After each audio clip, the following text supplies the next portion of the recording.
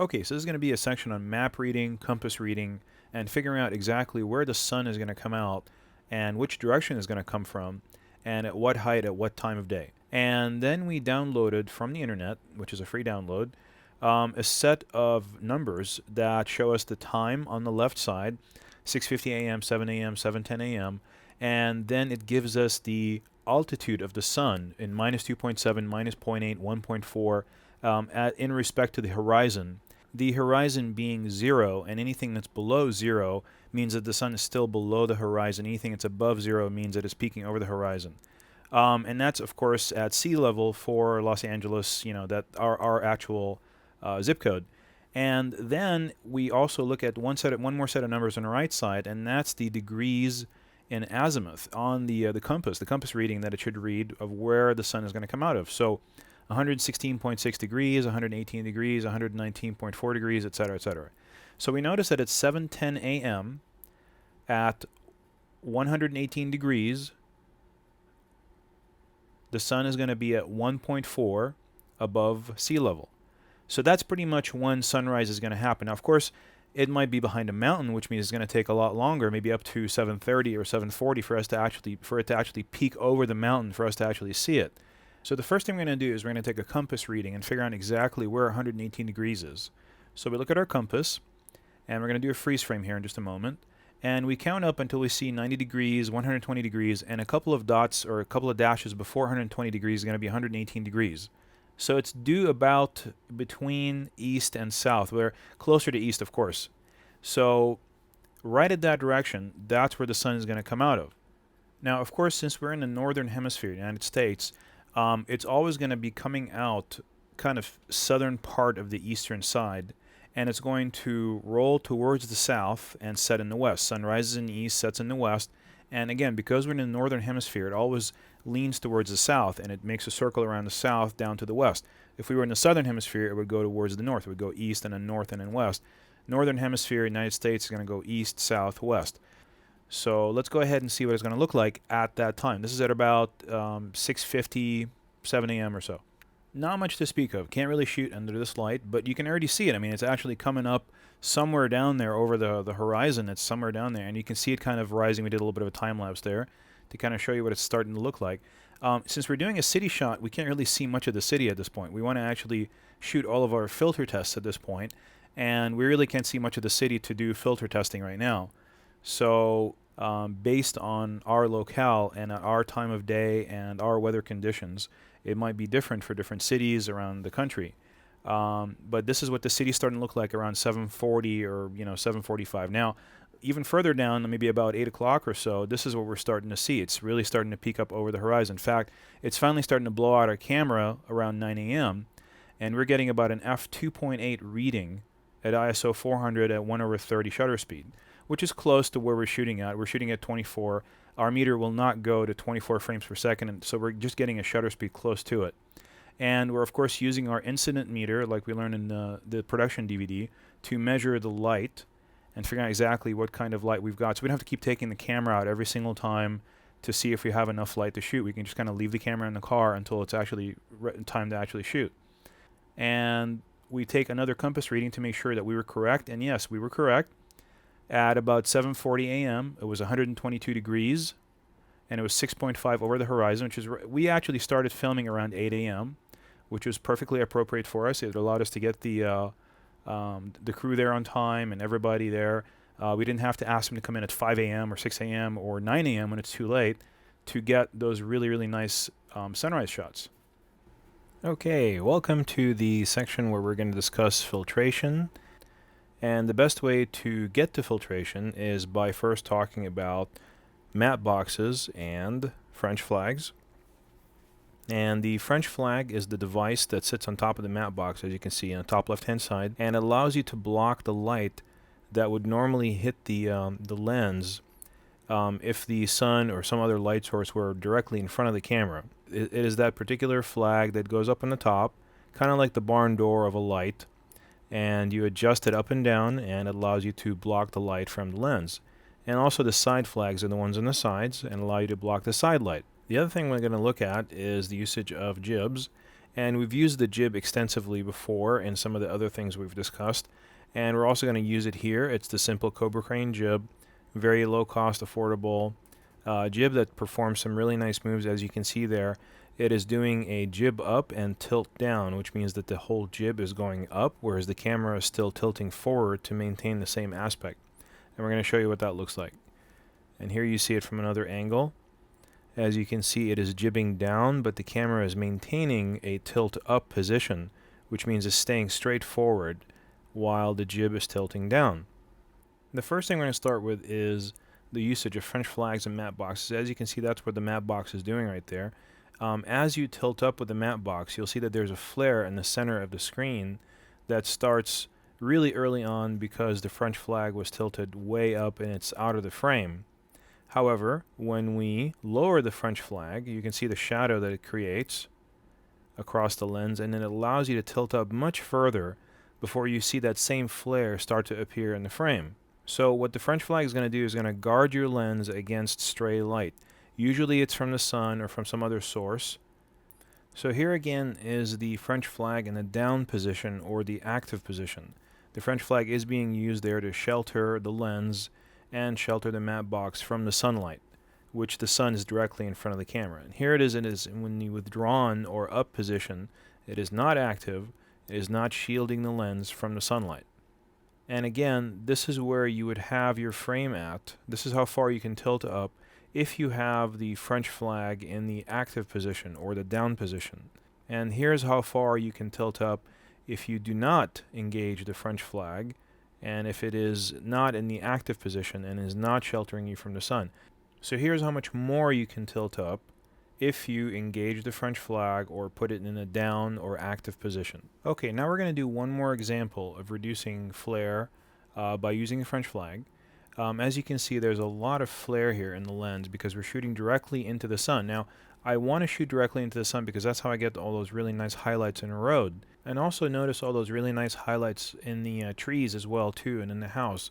It's a really nice shot when you shoot directly into the sun, but I don't want that flare. So I'm going to try to use the French flag. I'm going to keep putting it up and down in the down and up position, trying to eliminate the flare. Okay, and that is going to be the best that I can do at this height. So there's still a lot of flare in the lens, and the reason being is that we are too low with the camera on the tripod. So if we were to, for instance, go up in height, as we just did right there, we went up about 3 feet in height. We don't have to quite tilt up so far in order to get the same shot. So now when we try to eliminate the flare with the French flag, here it goes. Bam, done. No flare anymore, and I still got the shot that I want. Not a single bit of flare in the frame. Okay, now we're going to start going into all the individual filters. The first thing we're going to do is talk about the 0.3 soft edge neutral density filter. So here's the filter. I'm holding it in my hand. It's a 4x4 filter, and there's the designation on it. It says ND neutral density 0.3, that's one stop, SE for soft edge. So ND, neutral density, that means that it is not affecting the color in any way on the frame. It means it goes in, it's just a neutral gray. You'll see the color get affected seemingly, but that's only because it's darkening the frame, which makes the color seem richer or deeper. But it's not actually adding or subtracting any color from the frame. It's just a pure gray, no color is being added or subtracted. 0.3 means one stop. That means it's going to half the light. It's going to half the amount of light that is hitting that filter from actually penetrating it and going into the lens. And as you can see, it's graduated, which means it's darker at the top and it's lighter at the bottom. It's actually clear at the bottom, and it gets gradually lighter as you go into the bottom. That's what's called a soft edge. Now, if it was a hard edge, it would just be a straight hard line across the center. But because it's a soft edge for SE, that means it gradually decreases in intensity until it becomes pure clear. The most important thing to remember about that is that at the top is where the 0.3 is, which means it's actually taking the light down by a whole half. That means that at the top of the frame, the lens will get 50% less light. It may seem like it's a lot, but it's really not a lot. And we're going to demonstrate to you in just a minute here how it's not a lot when you're dealing with the sky, because the sky is just so much brighter than the ground usually and you need usually a 0.9, which is a 3-stop filter, which decreases the light by 8 times, not just 2 times, but 8 times, in order to usually get the sky to balance with the ground very well. So let's go ahead and watch some examples and try to learn about exactly how that works. So here we are dropping the 0.3 SE ND into the lens, and we're going to pan directly. So you saw it right at the beginning. We actually dropped it in, and now we're panning.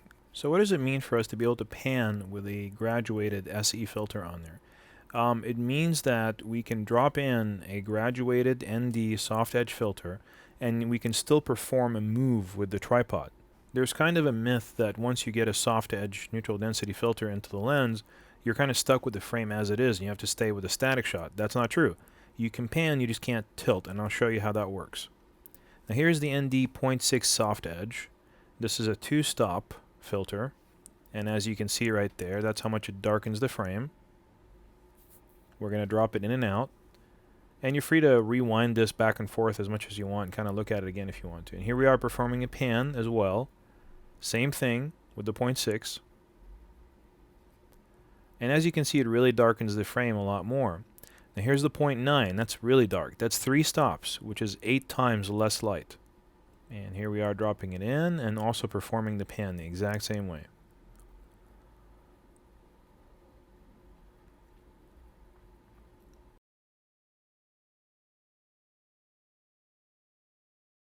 Now here we are, we're going to go ahead and drop it in the middle of a frame. This is a zoomed in shot. This is a 0.9 going in and out. We're going to drop it in, and then we're going to go ahead and pull out. We're going to zoom out and zoom in. And you really can't tell that it's there. It just kind of looks like the top of the frame is darker. Looks like there's a little bit of a light mist above the buildings there. But you really can't tell it's in there. The reason being is I didn't tilt. You can zoom in, zoom out.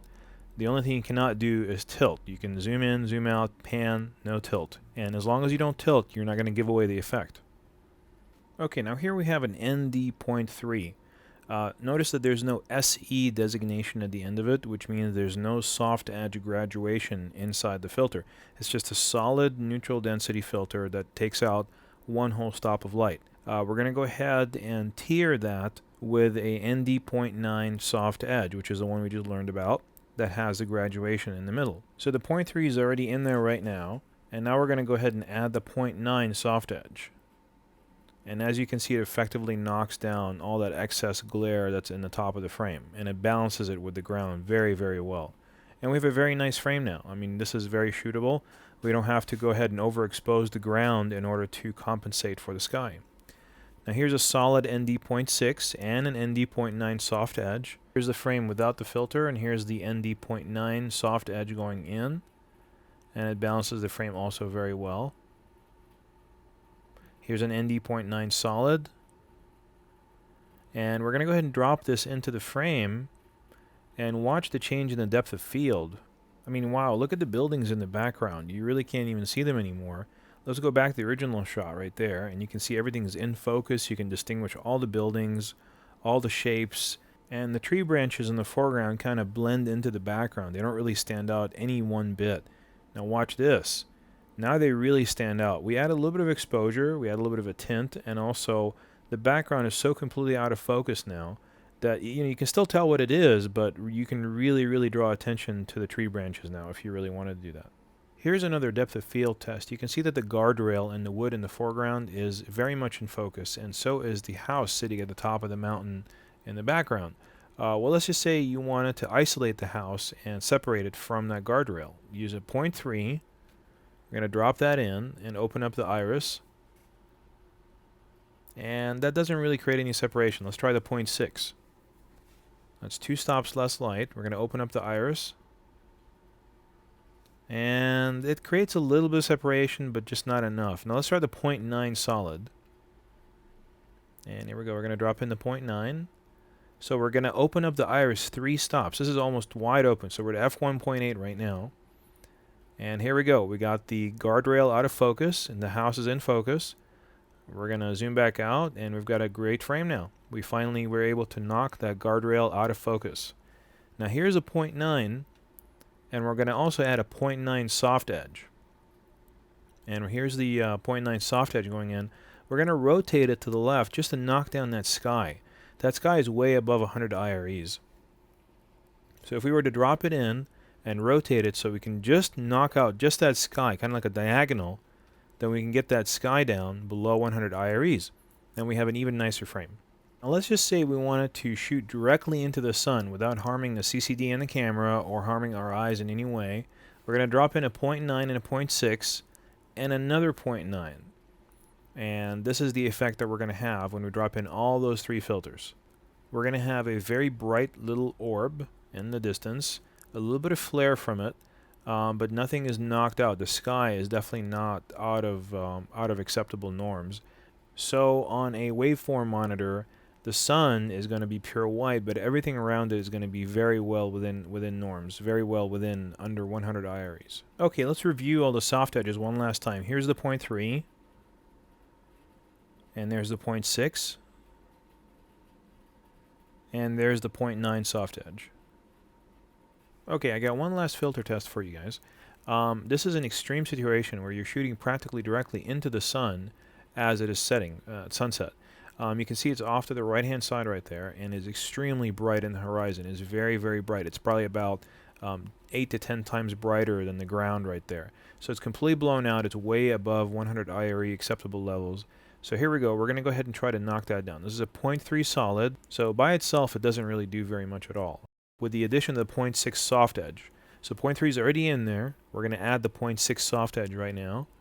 And you can see it brings down the sun a little bit. It doesn't bring it down a lot, but it brings it down a little bit. It's still above 100 IREs though, so we need to bring it down again. Here's a 0.3 plus the 0.9 soft edge now. 0.3 is already in the lens. Here comes the 0.9. And boy, that really knocks it down. Now the sun, well, first of all, it feels yellow and orange now instead of just plain old white. And also it has come down below 100 IREs. So it's not going to blow out. If somebody's watching an NTSC monitor, it is not going to go ahead and read white. It's going to read yellow and orange. And now the sky is visible, and also the ground is still visible. So you've got everything. The entire frame is sculpted. Now this is not something that you can duplicate in post. You have to do it in the lens at the time. If you try to do it in post, I'll show you exactly what it's going to look like. Here we go. So I'm going to go ahead and try to bring down the gamma and the highlights in post, and here's the frame. Doesn't look very good, and also what was blown out white is gone. It's not going to come back. Here's the frame that we shot in the field. I'm going to keep cutting back and forth so you can see the frame that we shot in the field with the filters as opposed to what we did in post. Here's the post. And here's the frame that we shot in the field. You can really see a major difference. I mean, in the grass and the trees and the sky. It just looks so lackluster. I mean, this is awful. It's not something that I would want to put in the movie unless I was going for effect. But look at this. The grass is nice and saturated. The sky has a lot of dynamic range from the lightest to the darkest. It's just a really nice frame. Try to use filters in the field. I mean, if you're shooting a landscape like this and you have the filters already, go ahead and try to use them because it's really going to get you a much nicer frame in post. Okay, now that we're done with the neutral density filters, let's talk about the true pole or the polarizer filter. This is a circular polarizer filter.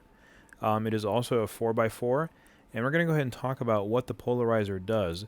What it does primarily is it polarizes the light that is hitting it, and it only allows certain wavelengths of light to enter into the lens and isolates other wavelengths. Now here's the reality of what it actually does. You can see that as I turn my hand right there, that it's actually blocking out certain parts of the sky. I'm going to do it again here. It's kind of like almost like magic. I mean, you're looking at this thing and you're looking through the lens, and it's actually darkening certain parts of the frame as you turn it. Now here it is when you actually drop it into the matte box and you start turning it. Watch this.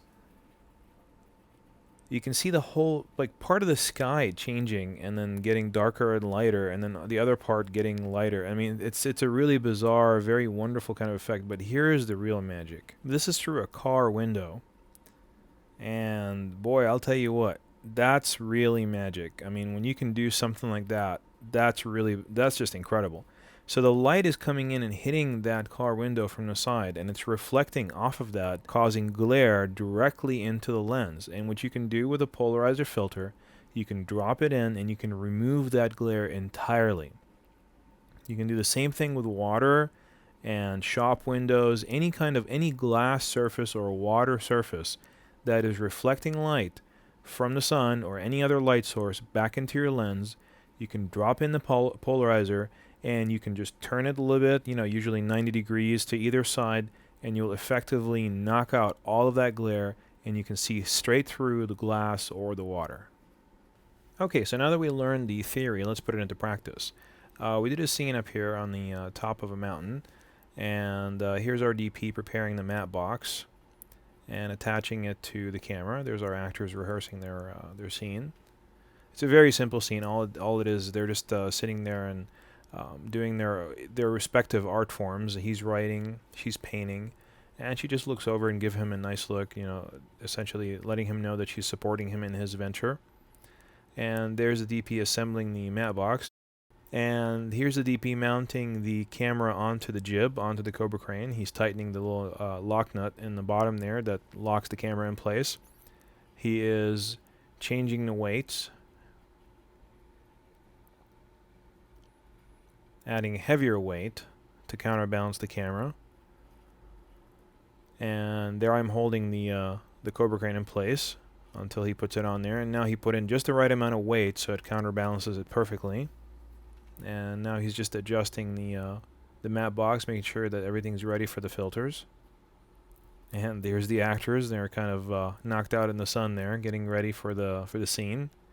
And there's the jib going up and down. And as you can see, it's jibbing up and the camera is tilting forward. That's because his left hand, the DP's left hand, is resting on that tripod handle. So while his right hand tilts the jib up, his left hand is always on the tripod handle, keeping the camera level. And here's the actual shot. And we still felt like he was a little bit too close, even though it's not a bad shot at all. But notice how towards the end it gets really difficult for the DP to judge how far down he needs to tilt, and so we cut off Jake over like near his chest there. It's just a really bad frame, but only because he really cannot see the monitor at all. And also you can see just how important it is to remove distracting objects or actually frame away from them. So here comes blocking. This is the most important thing for blocking. You see that conduit cover in the ground in the center, right in the center of the frame. And here it is where we just block the actors differently. We didn't do anything. All we did was just move them off to the left a little bit so we don't see that anymore. Let's try one more. This was one of our best ones.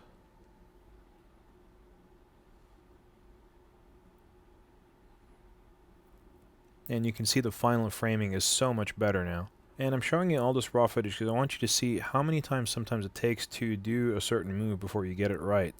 And that's part of the principles of this whole program, is to not mask any of the struggles that we went through to get these shots, and to show you guys just exactly how many times it took for us to get a decent shot.